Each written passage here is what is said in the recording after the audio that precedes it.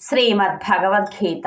ఓం శ్రీకృష్ణ పరమాత్మనే నమః.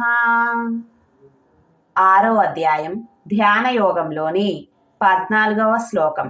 శ్రీ భగవాన్ ఉవాచ ప్రశాంతాత్మా విగతభిః బ్రహ్మచారీ వ్రతే స్థితః మనః సంయమ్య మచ్చిత్తో యుక్త ఆసీత మత్పరః. భావం: ధ్యానయోగి ప్రశాంతాత్ముడై భయరహితుడై బ్రహ్మచర్య వ్రతమును పాటించుచు మనోనిగ్రహముతో మత్పరాయణుడైన నిశ్చలుడై ఉండవలెను.